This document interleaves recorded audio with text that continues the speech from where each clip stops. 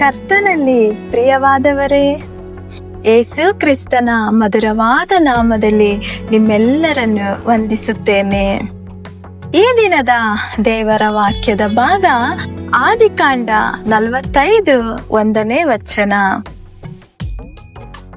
ಯೋಸೇಫನು ಅಣ್ಣ ತಮ್ಮಂದಿರಿಗೆ ತನ್ನ ಗುರುತು ಸಿಕ್ಕುವಂತೆ ಮಾಡುವ ವೇಳೆಯಲ್ಲಿ ಇತರರು ಯಾರು ಹತ್ತಿರ ಇರಲಿಲ್ಲ.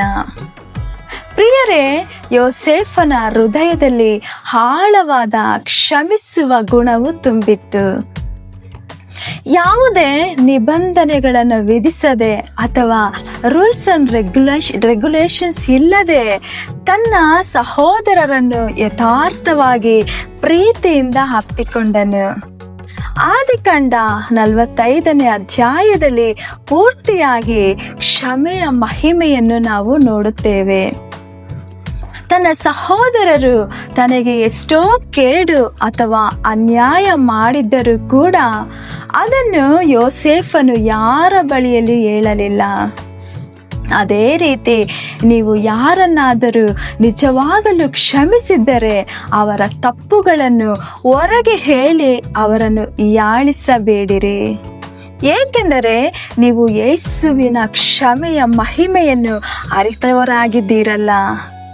ಪೋಟಿಫರೋಹನ ಹೆಂಡತಿ ಮಾಡಿದ ತಪ್ಪನ್ನು ಸಹ ಯೋಸೇಫನು ಯಾರ ಬಳಿಯಲ್ಲೂ ಹೇಳಲಿಲ್ಲ. 13 ವರ್ಷಗಳ ಸೆರೆಯಲ್ಲಿದ್ದಾಗಲೂ ತಾಳ್ಮೆಯಿಂದ ಅದನ್ನು ಸಹಿಸಿಕೊಂಡನು.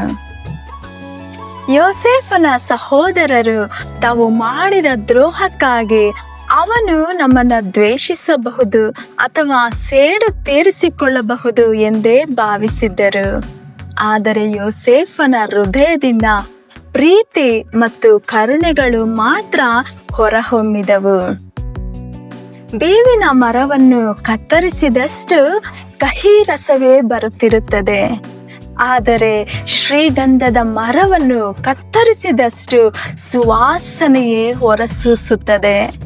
ಯೇಸು ಕ್ರಿಸ್ತನನ್ನು ಯೆಹೂದ್ಯರು ಶಿಲುಬೆಗೆ ಹಾಕಿ ಜಡಿಯುತ್ತಿರುವಾಗ ಶ್ರೀಗಂಧದಂತ ಕ್ಷಮಾಗುಣವೇ ಅವರಲ್ಲಿ ಪ್ರಕಟವಾಗಿ, ತಂದೆಯೇ, ಇವರನ್ನ ಕ್ಷಮಿಸು ಎಂದನು.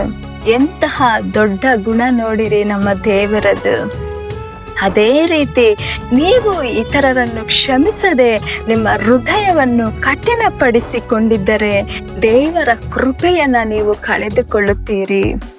ದೇವರ ಪ್ರೀತಿಯಿಂದ ಕ್ಷಮಿಸುವುದಾದರೆ ಆತನ ಕರುಣೆಯನ್ನು ನೀವು ಹೊಂದಿಕೊಳ್ಳುತ್ತೀರಿ.